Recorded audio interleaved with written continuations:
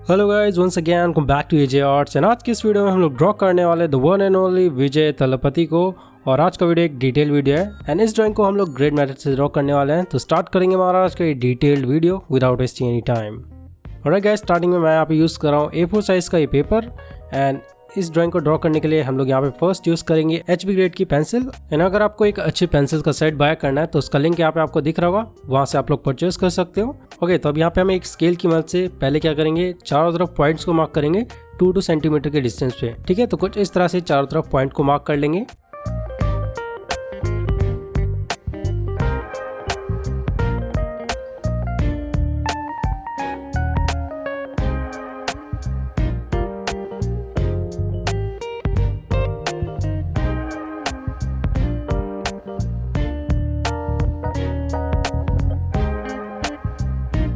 ओके, तो यहाँ पे जिस तरह से मैं पॉइंट्स को मार्क कर रहा हूँ सेम वैसे ही आपको पॉइंट मार्क करने हैं।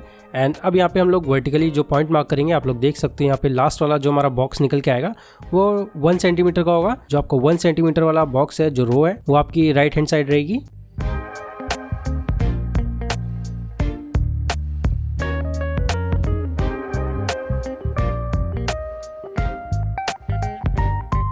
ऑलराइट, तो पॉइंट्स मार्क करने के बाद अब इन्हें कनेक्ट कर लेते हैं और अपना फर्स्ट जो ग्रिड है उसको कंप्लीट करते हैं।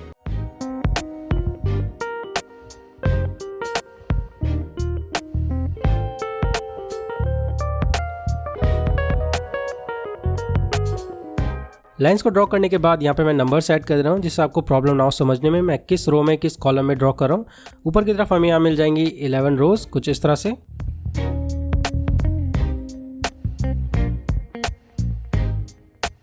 ऑलराइट, तो यहाँ पे आपको मिल जाएंगे 15 कॉलम्स। तो कुछ इस तरह से आपका जो फर्स्ट ग्रेड है वो कंप्लीट हो जाएगा। ऑलराइट, तो अब यहाँ पे एक इंपॉर्टेंट पार्ट आ गया है, आपको देखना है किस तरह से मैं 4 पॉइंट्स को मार्क कर रहा हूँ और इन पॉइंट्स के अंदर मैं क्रॉस जो है लाइंस को ड्रॉ करूँगा कुछ इस तरह से। आप लोग देख सकते हो मैंने किस रो में किस कॉलम में पॉइंट को मार्क किया है। एंड चारों तरफ पॉइंट मार्क करने के बाद इन्हें कनेक्ट कर लेते हैं और जो हमारे क्रॉस ग्रिड है वो भी हम लोग ड्रॉ कर लेते हैं। और एक क्रॉस ग्रिड हम लोग क्यों ड्रॉ कर रहे हैं, जो हमारा फेस वाला पार्ट है, ड्रॉ करने में प्रॉब्लम होती है, उसको ड्रॉ करने में दिक्कत आती है, जो एक्सप्रेशंस हैं, जो फेस के फीचर्स हैं वो मैच नहीं करते, इसलिए यहाँ पे हम लोग क्रॉस ग्रिड की मदद से उस पार्ट को ड्रॉ करेंगे।